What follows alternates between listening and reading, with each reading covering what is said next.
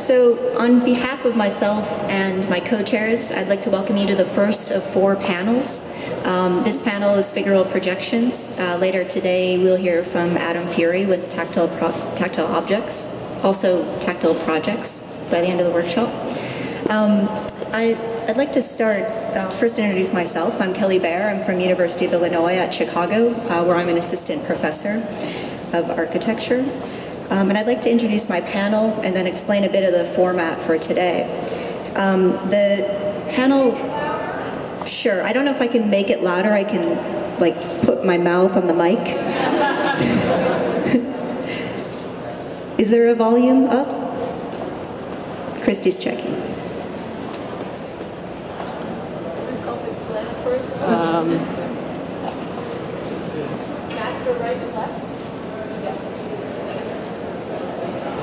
Test. Okay, great. I sound very loud to myself, so hopefully I'm loud to you. So we have 3 panelists and 1 respondent. The first panelist is Angie Ko. Angie is principal of Studio Co., a design practice concerned with the pursuit of ideas and their consequences with unlikely but rigorous results. Her research into speculative architectural artifacts and their effects on space, bodies, and perception has been supported by the Rome Prize in Architecture, the McDowell Colony, and the IBM Institute of Art and Technology. Outside of Studio Co., she's worked on both theoretical and built projects in the offices of Bernard Tschumi and Asymptote Architecture. And Angie holds a Master of Architecture from Columbia University, where she was awarded an honorary design award and the Lowenfish Memorial Prize for Design Excellence. She also holds dual bachelor degrees in architecture and computer science from the University of Pennsylvania. She's taught design at Columbia, the University of Pennsylvania, and is currently an assistant professor at the University of Kentucky. Second, we have Thomas Kelley. Thomas grew up in Canberra, Berlin, Warsaw, Tegucigalpa, Oxford, Lima, and Washington, D.C. Previously, Thomas worked in Charlottesville, Virginia for Future Cities Lab and Sao Paulo, Brazil for Brazil Arquitectura Studio. Since then, he's worked for Asymptote Architecture in New York, SOM in Chicago. His work's been exhibited in New York, Chicago, and Sao Paulo. Thomas is currently a visiting assistant professor at the University of Illinois at Chicago and is this year's Rainer Banham Fellow at the University of Buffalo. He operates a design collaborative with Carrie Norman out of Chicago and New York under the pseudonym Norman Kelley. Jimenez is an assistant professor at University of Illinois at Chicago and leader of Bureau Spectacular. Previously, Jimenez lived and worked in a desert shelter at Taliesin and resided in a shipping container at Atelier van Lieshout on the piers of Rotterdam. His first manifesto, certainly not his last, Citizens of No Place, was published. I said certainly not his last. I don't know if you're planning another, but I'm sure. If you don't die, right. Was published by the Princeton Architectural Press with a grant from the Graham Foundation in 2012. In 2012, Lai also became a winner of the Art League Prize for Young Architects. His installation, White Elephant, has recently been collected by the Museum of Modern Art. And lastly, from here at OSU, Stephen Turk, who's an associate professor and a graduate chair. Stephen Turk's writings and design projects focus on issues of representation, architectural materiality, and the fluidity of subjectivity in contemporary society. He's a past winner of an award of distinction from ID Magazine, the Ohio Arts Council's Individual Excellence Award, a FIDAD Digital Design Award, and with Lisa Tilder, the Art League of New York's Young Architects Award as well. His projects and writings have been widely exhibited and published. Most recently, his article exploring the effective nature of the paintings of Francis Bacon and contemporary architectural theories of performance was published in Francis Bacon, Critical and Theoretical Perspectives. This past summer, he participated with Jeffrey Kipnis, Jose Abreri, and students from here at OSU in the Piranesi Variations exhibition curated by Peter Eisenman at the Venice Biennale. Their project, entitled A Field of Dreams, explored contemporary issues of the figural and the pictorial in response to Giovanni Battista Piranesi's Campo Marzio project, which makes him a very fitting respondent, I think, for this particular panel. So just to get into it,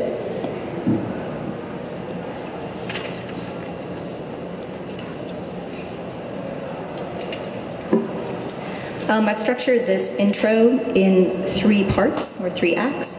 The first part, I want to talk, I'll introduce the theme of figural projections. Secondly, I'll talk a bit about the individual panelists' work as kind of autonomous designers. I'll place it within their work within a larger contextual history or theory. And then lastly, I'll start to talk about common themes that I'm finding within and between their work as a group. And then we'll spend the last 30 minutes of our panel discussing with Stephen the work and the general theme of figural projections. So why these designers, and why did I choose to curate them with my co-chairs? And I think these designers are selected to represent the theme of figural projections.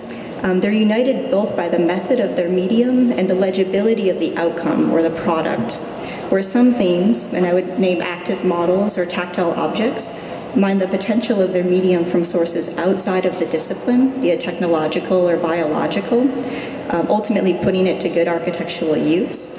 Figural projections rest on a solid foundation of conventional architectural principles. However, these principles are then adapted, exaggerated, subverted, and ultimately redefined within the context of their own work. The disciplinary issues that concern them, to name but a few, are figure, mass, character, material, scale, and representation. New takes on old issues are presented through narrative devices, literary references, and pop cultural riffs. These new takes produce an uncanny reading of the work, so common objects are rendered foreign. Foreign objects remind us of animals, inert everyday objects, and even our own human bodies. I think it's important to maybe talk about the wording for this particular theme. And I'm going to start by defining the terms, as they might seem vague upon first glance. Figural, we're obviously using as an adjective to describe the projective, so composed of or relating to human or animal figures. But I think I'd also expand into 2 nouns that could be seemingly opposed to one another or aligned, depending on how we look at it. The first, the outline, form, or silhouette of a thing, and 3, an indistinct object or shape. For projections, we're a bit more literal. A projection is an estimate of something in the future, or the image of a geometric figure reproduced on a line, plane, or a surface. So one being a bit more tangible than the other. So to speak more specifically about our 3 panelists, Angie's work blends analytical documentation with imaginative speculation, working through physical prototypes that vary in scale from very large furniture objects to very small building objects. Her work establishes a catalog of basic architectural components, sometimes domes, sometimes ornamentation, arcades, very Roman themes, at least of late, because she's been in Rome. Angie parses these components from their host bodies, estranging them from their histories in order to reinvent new structural logics, material behaviors, and programmatic organizations. For example, the volumetric profile of the dome in Bramante's Tempietto becomes the site for her project titled Full-Scale Balloon Tempietto, plus or minus 15%. Full-scale balloon adheres to the surface area of Bramante's dome when deflated. However, when inflated, the balloon liberates itself from Bramante in 3 ways. Spatially, from surface to volume, structurally, from load-bearing masonry to tensegrity, and materially, from solid to transparent.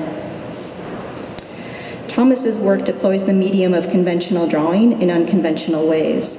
The rules of projective geometry remain intact. Orthographic drawings are classically defined by differentiating plan and section. Points of view are restricted to the principles of perspective and typical axonometric angles. You'd be hard-pressed to find something that isn't 45 degrees by 45 degrees or a 30-degree deviation of that.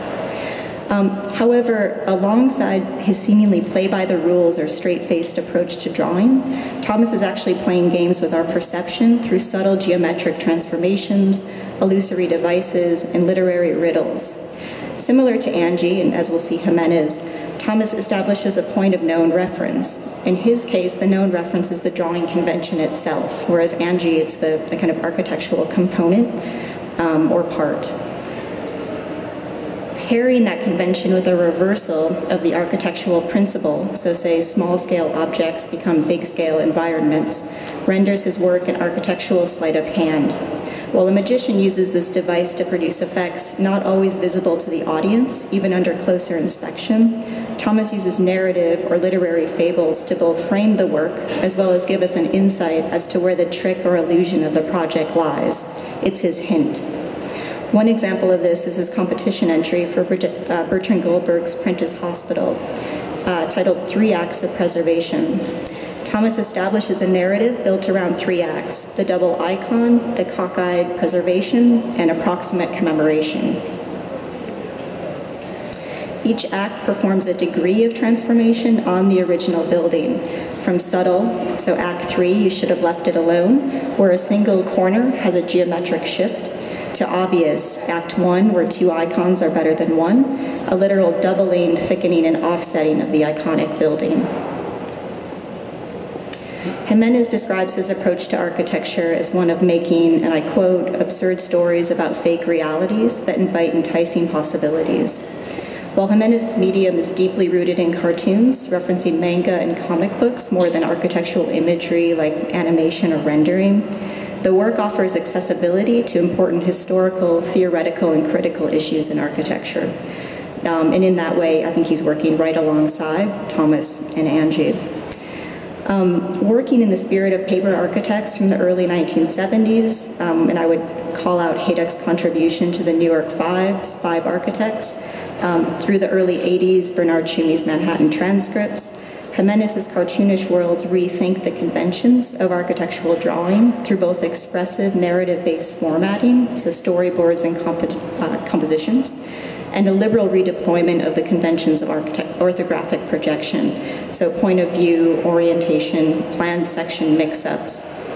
In the graphic title, I Am No Precedent, a direct reference and riff on Venturi's I'm a Monument drawing, Jimenez establishes a case for copying as a basic premise to achieve originality. In his interview with the Art League of New York, Jimenez claims that the very thought of originality, or the concept of being unprecedented, relies on precedent. In fact, it relies on a full awareness and expert awareness of precedent. Typically, the work reinterprets iconic architectural principles that are primarily referencing the hard lines of organization, form, and space. He often refers to Corbusier's free plan with this. However, in more recent work that jumps the page into built installations, 2 small buildings or oversized furniture, Jimenez's work evokes emotive spatial qualities and questions the dichotomy between introverts and extroverts. In his project for the Art Foundation in London, Jimenez, here referencing Hugh Hefner as well as Joseph Beuys, and specifically Beuys's performance piece with a live coyote, he materializes the frames from his cartoons in the real world. While the installation relies on the composition of fixed frames, similar to the 2D drawings, Jimenez lives inside these frames for a month, producing a live-action feed that broadcasts his 3 little worlds to the world at large. So to talk a little bit about context. I think we can position the theme of figural projections within the history and context of many places, but I'll pull out these 3.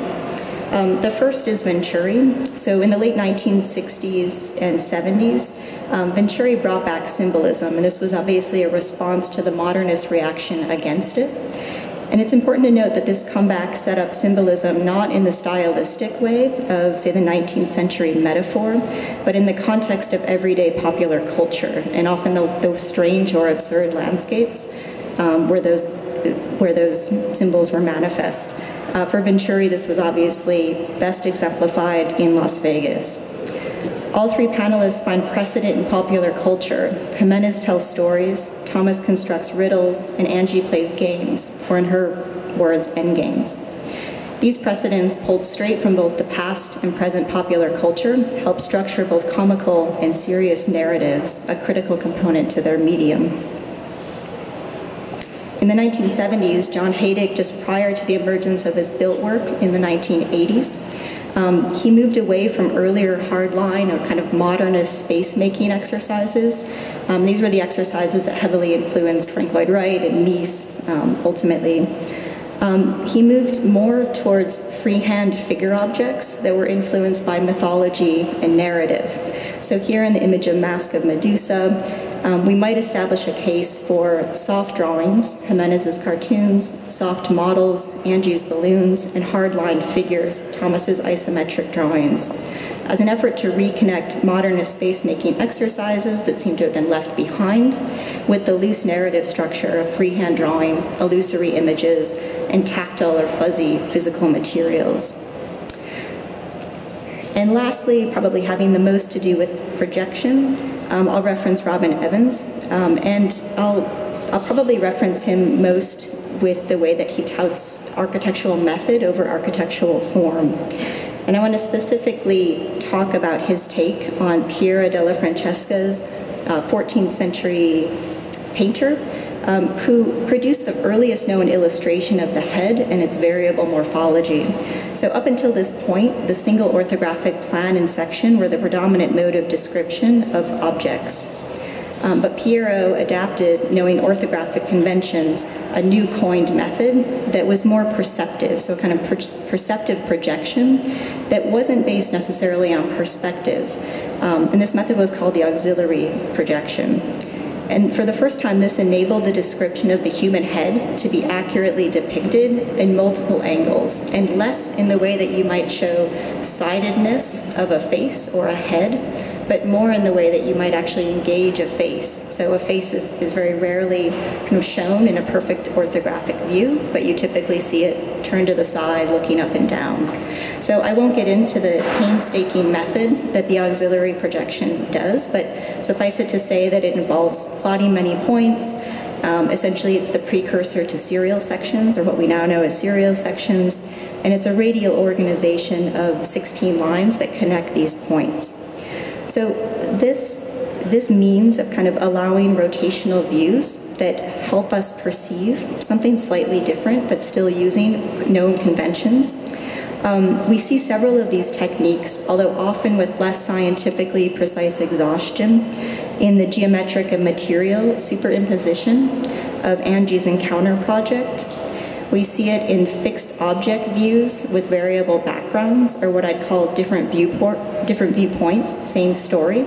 So in Thomas's Field of Vision project, we're seeing the same view of the object, but the context in which we view it changes. And inversely, Jimenez's use of variable viewpoints to tell different stories. So we see that here in his narrative about a murder that plays out in plan and section, specific to the point of view of the suspects as they recount their alibis.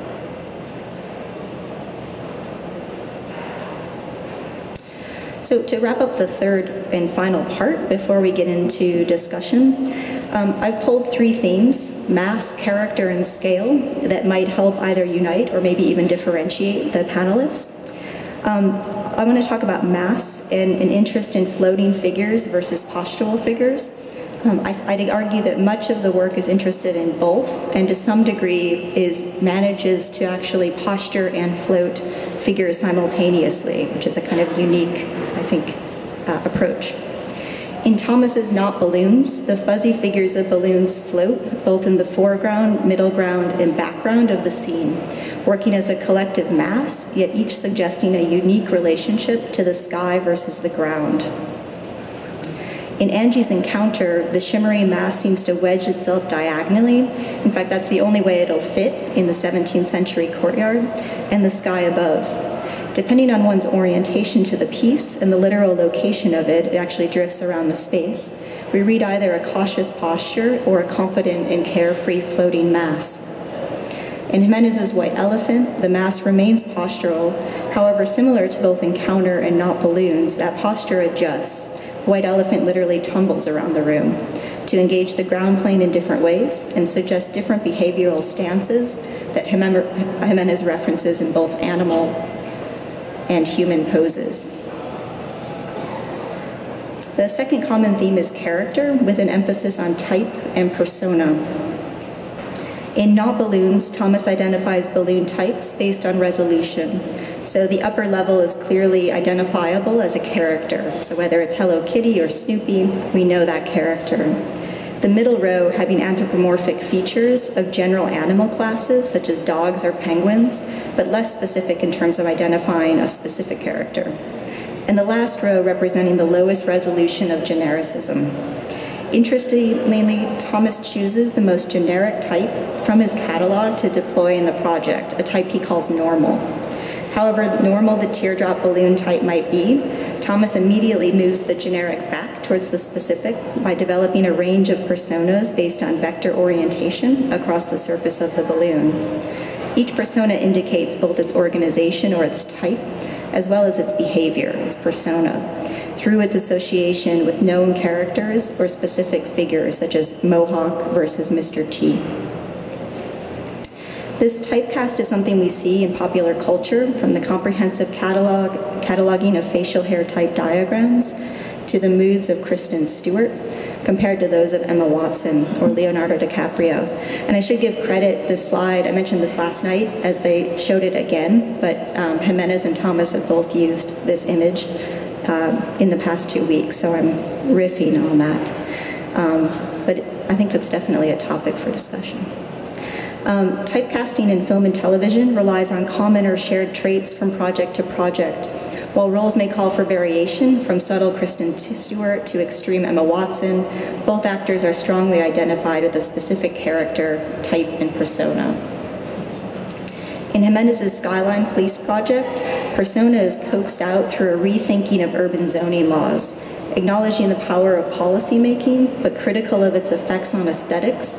Jimenez's narrative includes a chapter to the current zoning law that mandates every skyscraper assume a persona through its mass.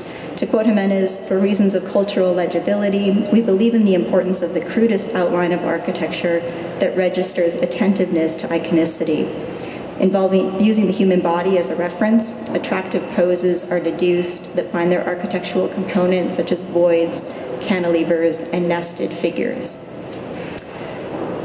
And lastly, in Angie's piece, here shown in the faculty exhibition at the University of Kentucky, we see a resurfacing of similar geometric, material, and structural types to the Encounter Balloon project, but with a completely different persona. However, through the deflation, we see a new persona emerge from the same set of parameters. Here the balloons slump softly over the crowd, a shy blanket that covers them, producing an intimate environment. I'd argue that this stands in stark contrast to the Encounter version, a superinflated and posturally confident object in the space of the courtyard. Same type, different persona. And lastly, scale, and a shift between objects and environments. Angie's Encounter project, as I said, fits snugly into the space of the courtyard and resolutely maintains its iconicity from all angles. However, upon closer look and more active engagement, minor fluctuations in the surface material as it reacts to wind and other movement in the space become evident. These fluctuations, as well as the amplification of the sound produced from them, in addition to just the material's ability to magnify the temperature, light and color, say, of the environment, move the project from an autonomous object to a participant in a larger atmospheric world. Similarly, White Elephant negotiates the tightness of the space it's placed into, producing new ways of viewing it, both as an object from the outside and inhabiting it as an environment on the inside. We see this concept again in Thomas's Seeing Double project, where the initial objecthood reading gives way to a spatially disproportioned interior space, mainly through the use of involutions, material inversions, and geometric reversals. So I'm not going to go into any detail about the workshops. I think that that's a conversation that will get coaxed out, if not in our panel discussion, then at the end of the kind of closing remarks of the panel. But I will put up the titles of their workshops, as I think that they're quite telling. But just to conclude, I'd like to say that the participants on this panel bring a high level of expertise on architectural issues, precedents, and conventions.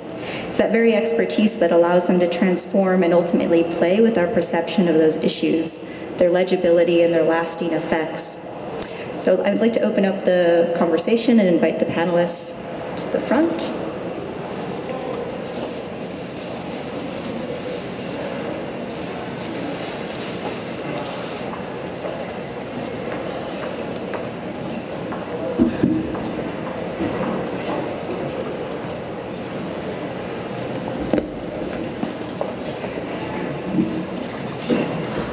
Oh yeah, there's a seat. Do we?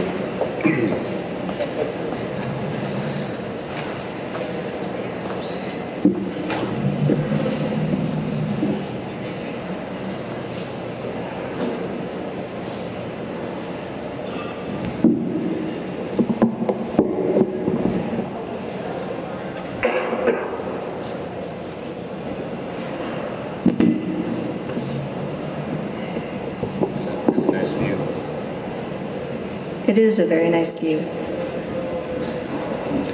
Comment number one. I'm going to throw a lob up and see if it sticks. I've already pitched this to Stephen, and he thought it was pretty sticky, so we'll see. So if the figural, and as I'm maybe talking about it earlier in the introduction as opposed to the way I'm talking about it later, requires distance for legibility or the reading of the icon, say, I'm wondering how the later work, and as I talk about the later work as a move or a shifting between objects and environments, and I would refer maybe mainly to Encounter, Not Balloons, and Three Little Worlds, how those start to open up either new territory, is it a new territory for the figural? Because it doesn't require distance anymore. And I think that might be, it's either a shift in the work, a deviation in the work, or just a general development. Well, I think there's something important about, let's say, interiority, right? Yes. And the question is kind of implying engagement to the interior as well as the exterior. And so when we talk about envelopes as being a mediator between inside and outside, I think, for me, what I'm working through right now, as I was mentioning to my workshop yesterday, one of the things I'm working through right now is both cartoons about architecture and as well cartoonish architecture.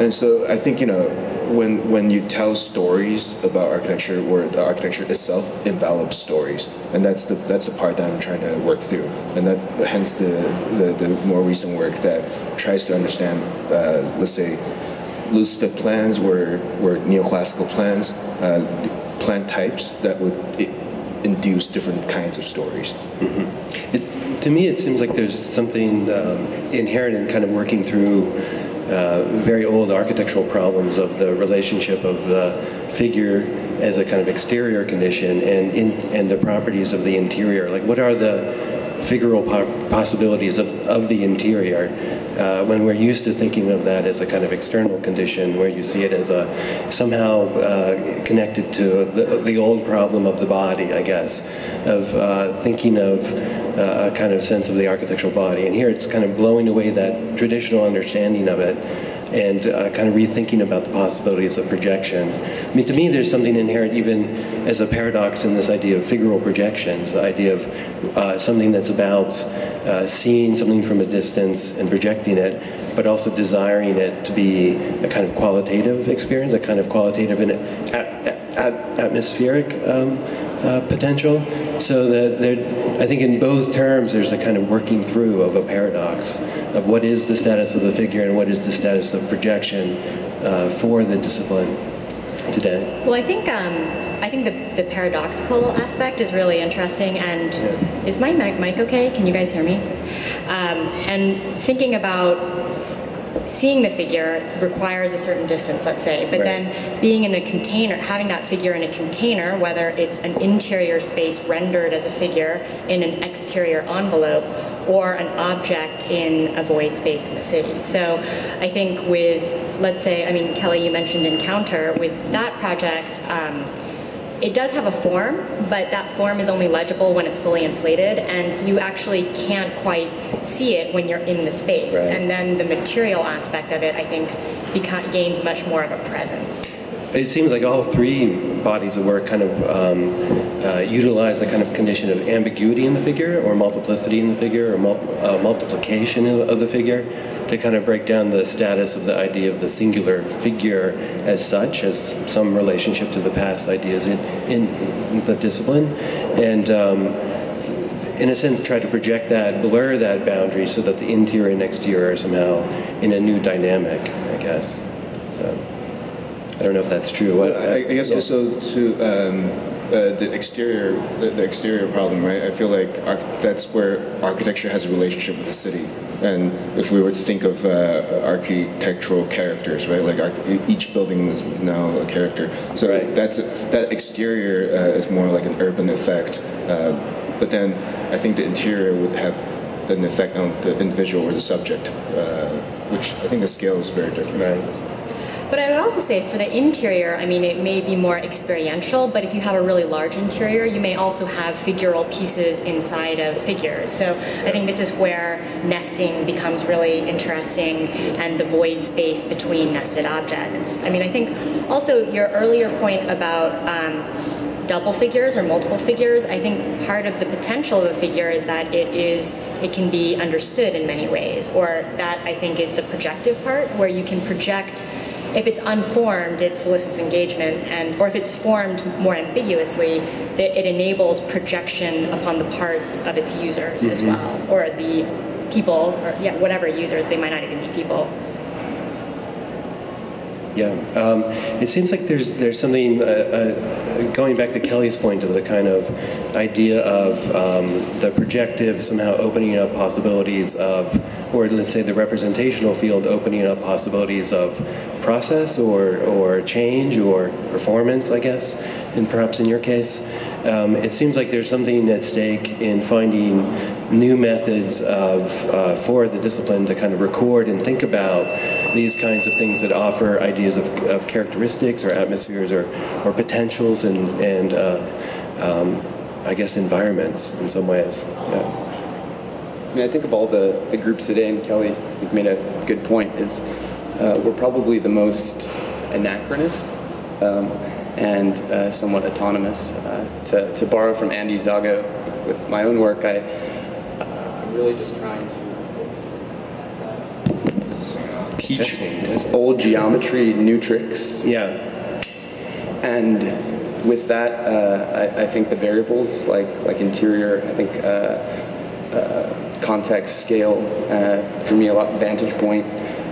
These become kind of the tools for producing, let's say, multiple approaches of perceiving kind of the same figure. I mean, the thing about multiple readings, right? Like, I also kind of, I often think about the relationship between language to mathematics, right? Like mathematics. So, for example, when you're talking about the Platonic shapes or the primitive geometries, when we say 1 + 1 = 2, that's almost indisputable. Sorry. But then, language with grammar, right? Grammar is something that we collectively agree upon. There isn't like an absolute fact. We just happen to collectively, subjectively recognize this pattern as being a law or a rule, right? Which is bendable and breakable. And as you bend and break it, you have the possibility of creating, let's say, some kind of poetry or art, right? Which I think also brings up this issue of, again, professionalism. And it's almost, difficult to unteach yourself something, which is often like what I tend to resist most against, trying to do things incorrectly, but on purpose. On purpose, yeah. I mean, there's a smirk, right? Like you have to be contextual in order to tell a joke. Absolutely. Right. But I think that's part of what makes the work. I mean, that's part of the trickery, is that, and I maybe would refer to John McMurrow's intro in Citizens of No Place, where he essentially sets up a kind of difference between looking at drawings or looking at kind of classical drawings where you're not an active participant, but through setting up either, in your case the game, in your case the narrative, or in your case the riddle or the trick, you become an active participant in that. And I think that also has to do with the shifting of clear legibility to, your clouds, for instance, Jimenez. So I think that's part of the same thread. But then I think part of my, let's say, resistance to something like exactness, right? If we're talking about figural exactness or iconicity that we all absolutely recognize as, let's say, a duck or a puppy or something. I think that kind of exactness limits the multiple reading and kind of like fixes a very difficult author to audience relationship.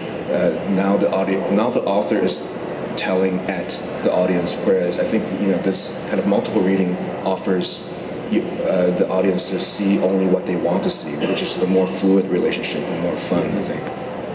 I would say though that fluidity and maybe this multiple or this more ambiguous figure, it can still be quite precise, which is not necessarily the same as defining exactly what it is. And I think that this ties back to the professional aspect. Like I think it's quite clear. I mean, for example, in your drawings, Thomas, like that are very, very architectural, that some of the, I don't even know if I'd call them tricks, but some of the possibilities that are opened are because you're working within an architectural language that is known to architects, and it makes those kind of far-fetching outcomes really believable. So like the step of like the process of transformation, it's not, I mean, they may get to absurd endpoints, but they're actually quite believable in a way. So for me, I mean, one question, and this is maybe, I'm going to kind of start to ask my own questions now to both of you guys, is, I mean, how do you feel about, is it that is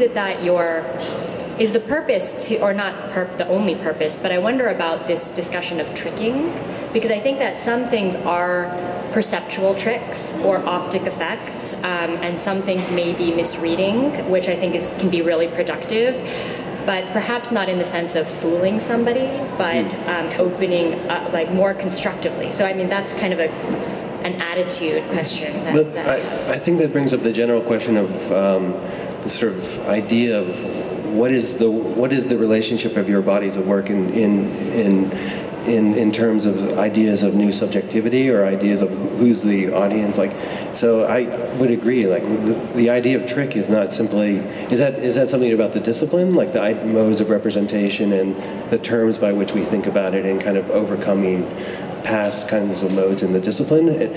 That's one track. But what's the other idea in terms of how the work responds or relates to sort of ideas in contemporary society, ideas of new subjectivity? Who's the audience, I guess, in a way?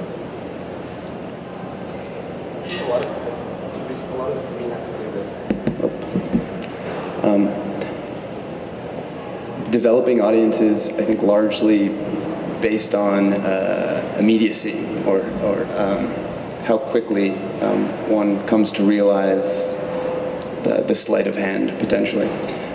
Because I do think and that to me, at least within my own work, and is the origin of the discipline.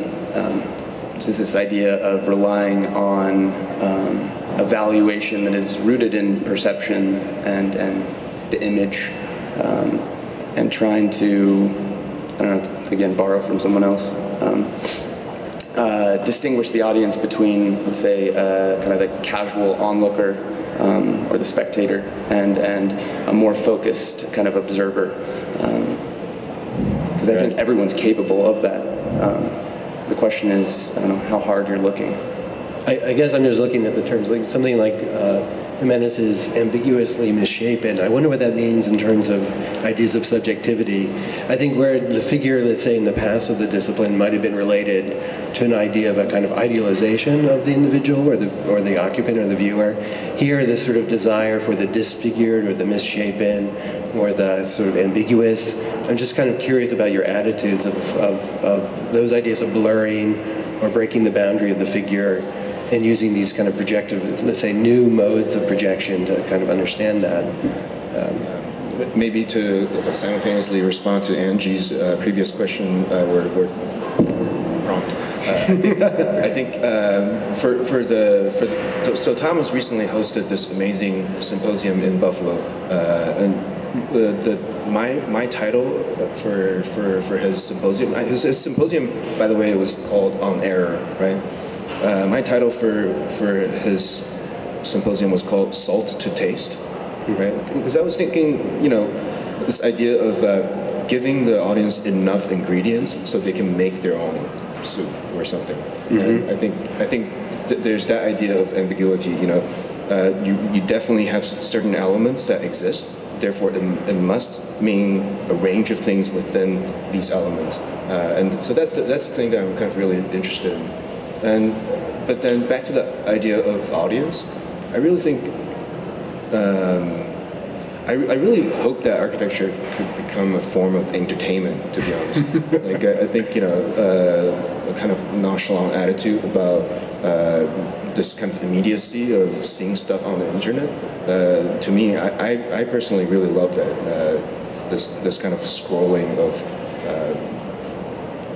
intense amount of people spouting out beautiful images every day. But then the few things that stick, right, were the closer readers that Thomas is referring to. I think when that happens, which happens only once in a while, I become very captivated by the work. But then that form of very fast entertainment to me is exciting about a possible future for architecture. I think. Right. But do you see your mode of working through a kind of cartoon language? I mean, is that related to that? I mean, in some ways you could see that as a kind of, let's say, older vehicle to kind of address those concerns. I'm just curious about your ideas of adopting certain kinds of projections or certain kinds of mediation to kind of get at the work. Because you were just describing a kind of web experience, right? This kind of identity flowing across the screen, and everything from the most mundane things to the most sort of tragic or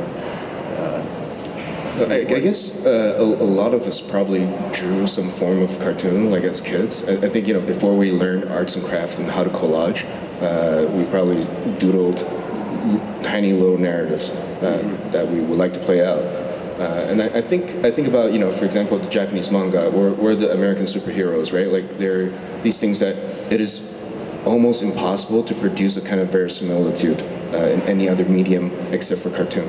And in fact, the cartoon does not aspire for verisimilitude, and that's the part to me. That's the part about the ambiguity of it. So I don't love every comic book, but the comic books that offer a lot of room for ambiguous readings, that's the kind that the kind of comic book that have a really large distance to being real. That's the kind that I'm always drawn to. I mean, I'd actually like to hear you expand more on that, Jimenez. Like, I think your Jimenez is a really interesting guy because I feel like architects think you're a great cartoonist, and cartoonists probably think you're a great architect, and that's a tough thing. Like, I think Dylan Scafidio had to deal with that during the 80s, right? In terms of art. And I think your most interesting contribution in terms of this panel is kind of with regard to cartooning is kind of the figural frame and how that lends itself. It's both indifferent, thus kind of an empty vessel that allows you to kind of project whatever narrative you want to, but at the same time highly specific, right? Especially when the frame itself becomes an animal. So I guess my question is, because I do think there's a divide though, like the moment you do something like White Elephant and compare that against Three Little Worlds, like one is highly prescribed, whereas the other one less.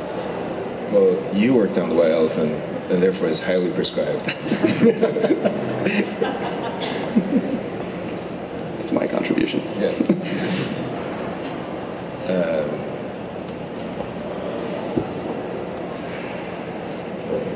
Well, the thing about frames, right? If we're talking about frames, I was talking about this with my workshop. I like to think about, since we're in the home school of Jeff Kipnis, I was, let's say, really inspired by his talk on windows. And the shapes of windows, the frames of views in which you crop the world, your engagement to the world, the lens at which you transform the world in its relationship to the subject, and all these things, I think, open up a way to think about inside, outside, or realities, or absolutism, or anti-absolutism in some ways. And so this is why I think, in more recent comics, I began to think of them as windows in some ways. One thing I'd like to comment on this as well is, I think, well, Thomas commented on your use of frames that become figures or like animals, and I think that there are, especially this one with the murder story, where the frames actually are also building plans or building sections, are really interesting, because when you have a frame that's an animal, it's not just cropping a view, but it's actually implying a kind of biological organization, just like the plans or the sections then have a spatial organization that inform all of the stories, that structure the stories, or the ways in which the people who remember these spaces or are telling the stories see the murder, or like see the events unfold. So I think that's really that was like quite exciting for me. Right, and then also, as you were talking about a large enough interior with figural objects that kind of carve out the negative spaces for other programs, and especially when the geometry of the figural objects prescribe what happens around it. Mm-hmm. I think that's also the part about, not, I guess, as well as windows and cuts, right? Architectural cuts, to me, right? The composition of architectural cuts and the distribution of parts to produce this kind of like loose fit reading of a comic book page. But it's I'm going to kind of try to bridge now an answer, or get back to this question of, well, I don't know if it gets back to the question of audience, but I think in that sense, or maybe this is getting back to how it might be performative, because while those, like for example, the comic books are images that we read and pictures that we see that have icons, I think that those certain kinds of spatial configurations, like for example, this kind of like, let's say it's like Loos's Raumplan, where it has an actual inherent quality to the space that organizes views in a way, perception in a way, and thus perhaps behavior in a way. And I think that that's how I think architecture can really do things and not be only about reading forms or reading figures. So there may be figures, whether they're Platonic geometry figures that do things also, like for example, circles do really specific things, like manholes are circles, they can't fall in, the lids can't fall into the hole, right? Like there's just simple things that geometry does, but then there are, as complex organisms, we also attach meaning to those experiences of spaces and geometries in other ways. So I think, well, that was a very sprawling comment.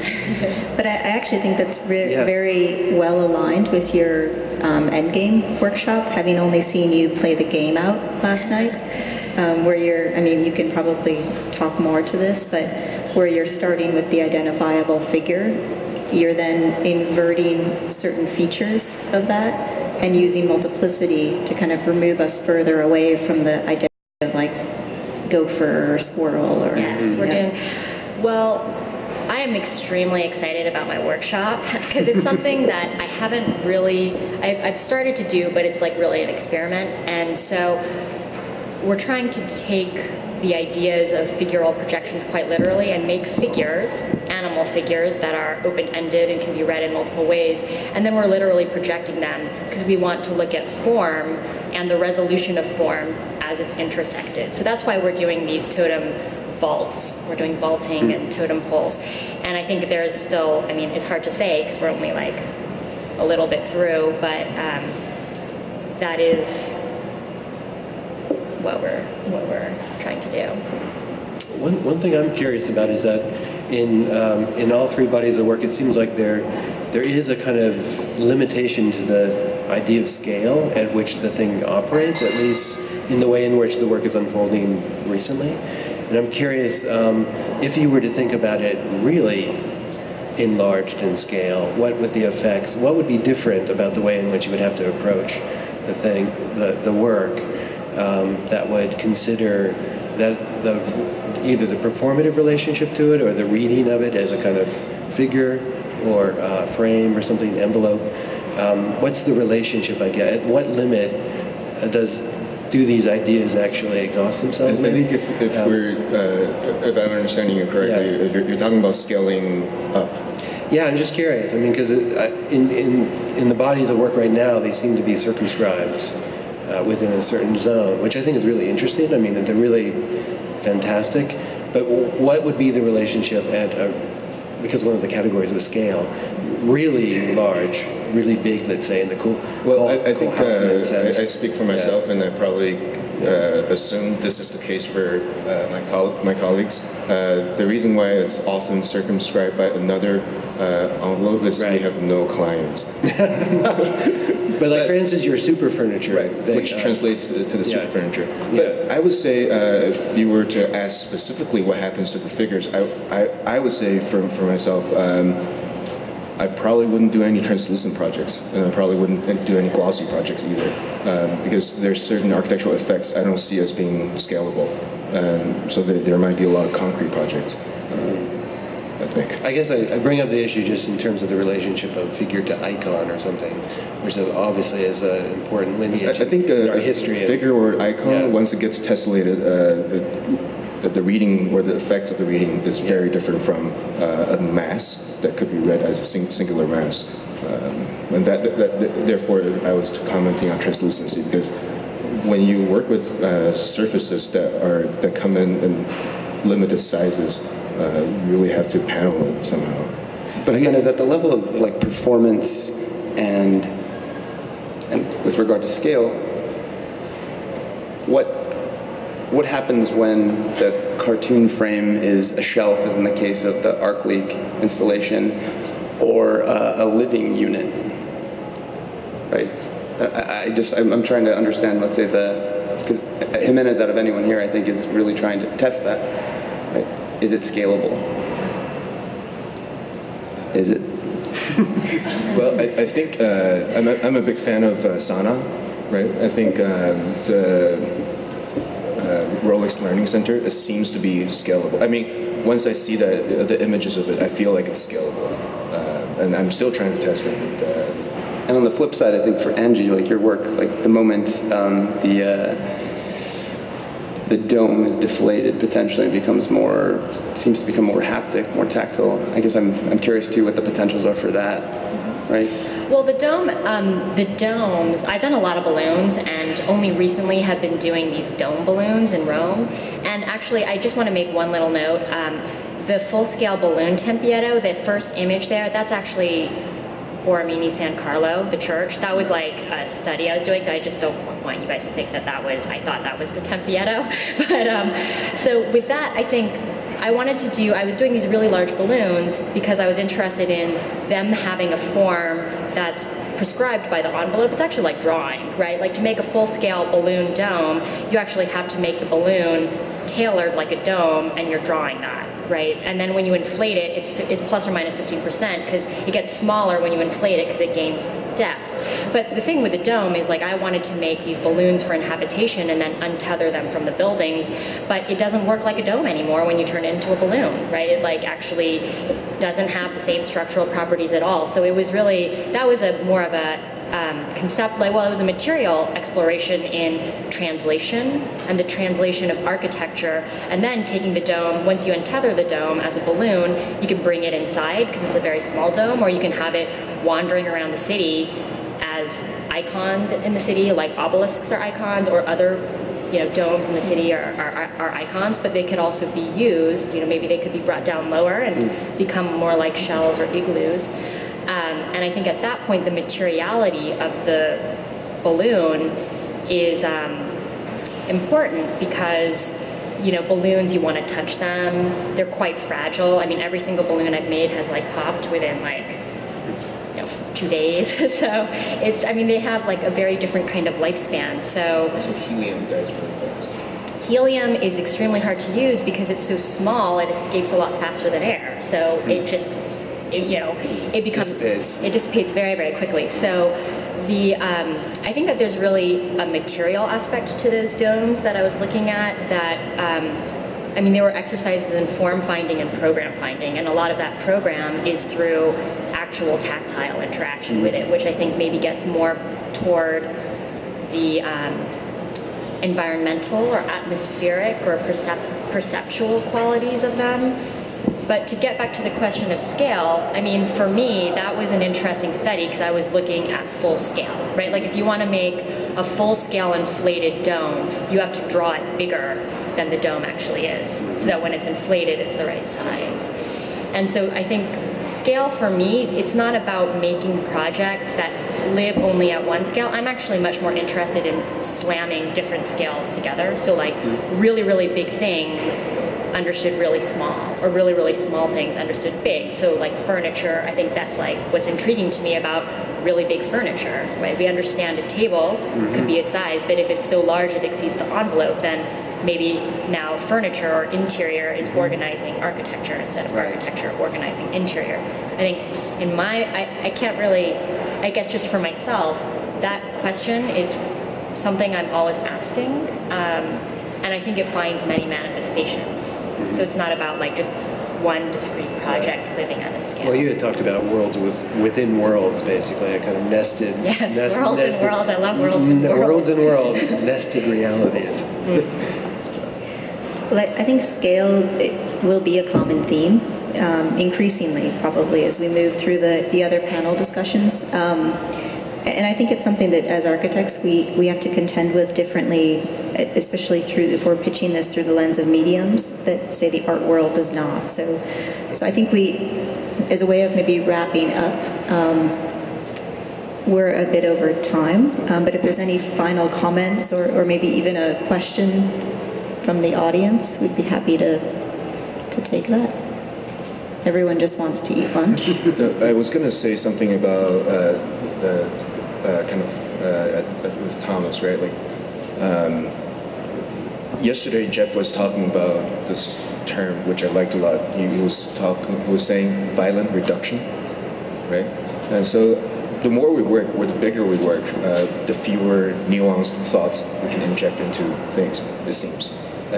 Or the obviousness or the legibility of intelligence needs to be really, really calibrated. Otherwise, no one's going to smirk at anything at that point. And I'm just kind of curious to see.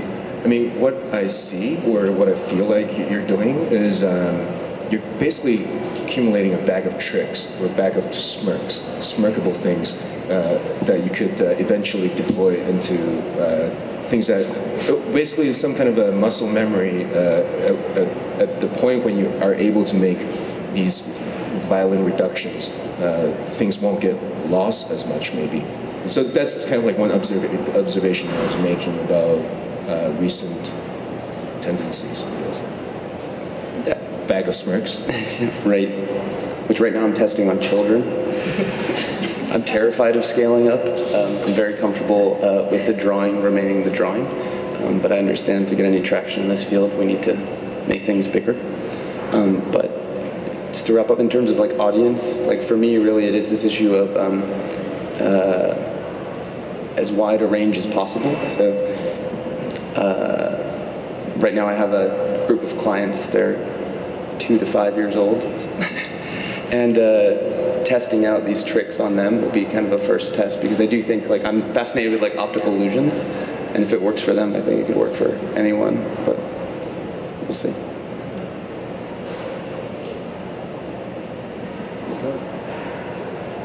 Okay, well, thank you very much to our 3 panelists and to Stephen for joining us today. And we'll meet back here at 5. Thanks.